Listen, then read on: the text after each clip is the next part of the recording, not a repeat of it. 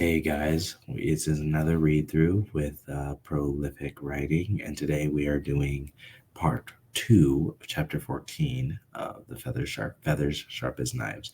Now, Venezia has just been working with Janice and getting ahead in the political game, and is now starting to collect some allies. Now, the first part of it, we gave some feedback on kind of clarifying her objectives and stuff like that. So, really, what we're looking for here is just saying what the heck she is wanting specifically in this moment. Now, Anselmo has just gotten a patron in USA, and they're about to all go to dinner. And so, maybe some juicy things are going to be happening politically as the intrigue sort of rises and percolates to the top. Now, one thing I want to make sure that everyone is clear on and is getting what they need is if you need the playlist, right, I'm going to put a little tag right up here so you can get the playlist and catch up on all these read throughs from the beginning. So you can read through the book as well as get a good example and learn as we kind of advance and build it up with me, as well as learn some writing, some advice on the way. Now, a big thing I want to also comment on is just sort of the brilliance of the writing being on display here, because there's a lot of really good things here. And so I'm super excited to see as the characters begin to clash and build and grow, and just how we can kind of work on the manuscript, build it out, and see what things we can work, what opportunities for growth there are. Now, having said all that, let's jump right in, just as we read the second part of chapter 14, and Feathers Sharp as Knives. Now, Venezia pointed at the far end of the table. "You sit down there," she said to Janice. "Try not to offend anyone during dinner." "They're the one making ignorant statements," Janice said. "Then keep your mouth shut." She watched to ensure he followed her orders, then sat next to Lazaro near the center of the long table, across from Primo. Lazaro had remained seated, but he laughed loud enough for the entire room to hear. "Don't have an image to uphold this former doge," she whispered in his ear, smiling as if they were sharing a private joke. Right, this guy was the former doge, kind of a scoundrel, right? I did my time acting respectable. He grabbed wine from a passing servant. "What about you, cozying up to that lieutenant a few minutes ago?" "He's an old family friend. Wasn't his mother your uncle's cook?" "Where he started doesn't matter. What is important where he ends up, and what he does for the Republic. Shrewd, Amome. I had a good teacher." He smiled and took her hand, his wrinkled fingers curling around hers. They were wet from wine he'd sloshed out of his cup. She resisted the urge to pull free.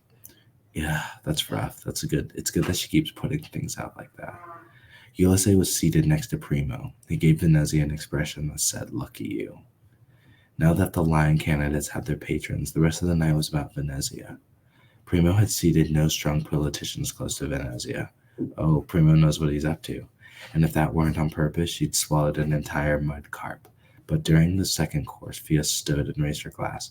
"To free Admiral Dundala on her victory over the Zorziano rebels." Right, there's her victory. That's what they're celebrating. Everyone at the table held their wine up. "To free Admiral Dundalo," they said in unison. Venezia smiled and nodded. She caught Primo's eyes before Desert. It's interesting because she's so interested in political things, but she doesn't really think like a soldier. I don't think that's bad, but it's something I'm noticing. For someone who has just recently come from battle, she's very not in the throes of it. Like, there's no PTSD or remembrance. It's almost like she didn't really come from war a little bit. It's not bad, but it's something I'm noticing. He talked with those around him the whole meal, but finally he looked away. This was the first time they'd met since he'd found out her bid for Doze. She'd never been close with her brother, but they worked well together. What would it be like until the election? He tipped his head and raised his glass. People around them noticed. And waved down the table, everyone toasted Venezia again. She smirked at Primo and held her wine up. Of course, he'd pretend everything was fine. Save face. That was Primo's mantra, just like their father. The late Giovanni Albizzi had presented the image of a perfect family, but had been a lie. Estranged spouses, a favorite son, an ignored daughter, and unhealthy expectations all around. Primo stood, and the room fell silent. He straightened his silver sash. "Signori and Signore of La Serenissima, thank you for celebrating our victory together. I'd like to recognize our admirals and generals. Their bravery and cunning played an important role in subduing the Zorziano rebellion, and of course, our fleet admiral, my sister, Venezia Dandalo, whose strategies proved the key to our success. The guests applauded and cheered. Lazaro kissed Venezia's cheek. She backed up her chair to stand for her speech, but Primo continued. I was the youngest Doge ever to be elected, only 25 years old. I knew I had to prove myself. I wanted to show the council that their faith in me was not misplaced. I also wanted to continue the strength Jose Dandalo had established before me. I kept much of his cabinet, for the first years, including Fleet Admiral Anafesto. May he rest in Rhea's holy arms. Everyone repeated Primo in hushed voices and touched their heads, then hearts. Head and heart, Giore and Rhea, the sign of the gods. Lazaro murmured something about relieving himself and slipped away. Venezia tapped her foot as she waited for Primo to finish. My sister had since risen to Vice Admiral in the army. I've always known she was intelligent, but her success in the campaign at Cinereas proved her keen strategic mind. Because of her, we now control both of EOC Dezetello. Oh man, I killed that. And appointing her as Fleet Admiral was, in my mind, the only choice. Many people questioned my decision, but it didn't take long for them to realize my wisdom. She proved herself time and again as my second in command. We make a great team. Rialto will continue to flourish as I serve as Doge and my younger sister Venezia as the Fleet Admiral. What a little slimy dude. I hope you guys saw what he was doing there. He was kind of priming these people and also making clear where she stands in relation to him. Very nice.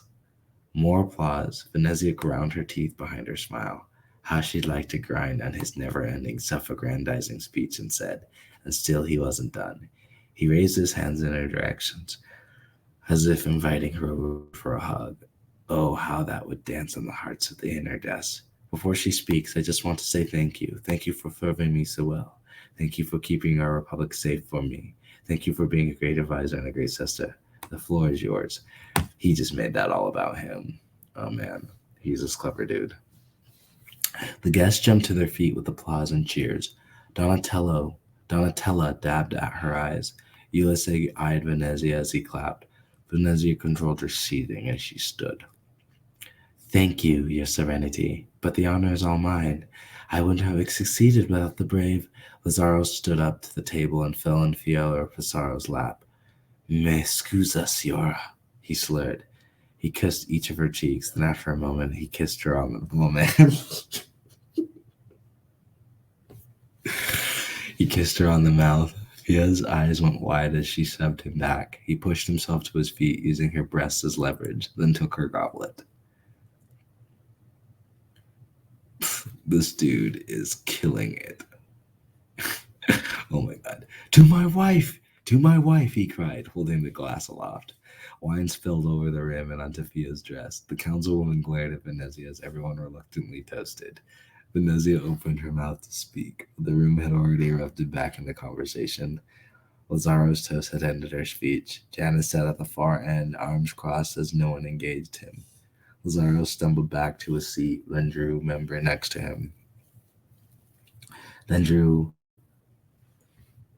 Venezia into his lap. Oh, what a scoundrel. She ground her teeth as he chatted loudly with the Senate member next to him, something about gambling together during Carnival. She jerked herself back into her chair across the table. Donatella offered a sympathetic look. Ulysses glared at Lazaro, and Primo just smiled.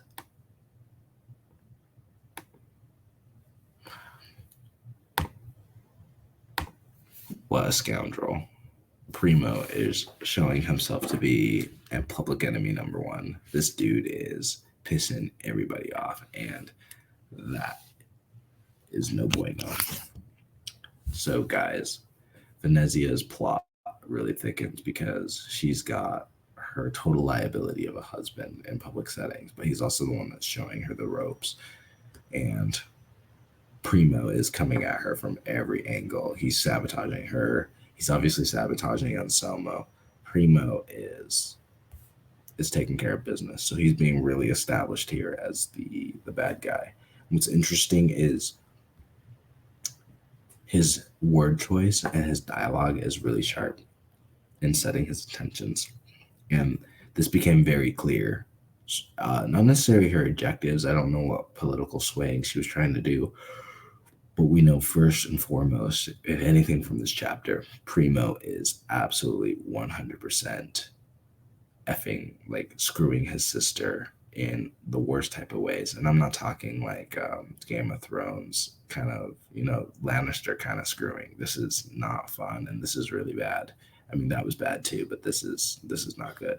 So Venezia, public enemy number one, absolutely 100% is Primo, and he's kind of being established as the bad guy at this point. So this is a very interesting development, and I will say a lot of the things that I wanted from the first half of that chapter were found in the second. Still think you could hit the setting a bit more, but I think especially once Lazaro takes over and the dinner is kind of set, it was a really good scene, and I loved how it played out. And the key beats were key and made a lot of sense. So yeah, I'm just going to keep reading because this is awesome, and I'm loving the way this is going and looking. So let's see if Venezia can find her way, because Primo is taking her from all sides. And so this is a very interesting development. I'm very interested to see what's going to happen here. So guys, if you're learning something new and you're learning and enjoying the story, please keep reading along with me, as well as seeing what we can do to learn and apply some of these things into our own writing. But there's not really much to say other than this is a damn good chapter, and I want to move on to chapter 15. So let's keep it going. Guys, enjoy. Please subscribe and like the video. Leave a comment if you guys have any other comments and things you liked. And I'm excited to see what keeps going. Thanks so much. Stay happy, stay healthy, and most importantly, be the author of your own life. Peace.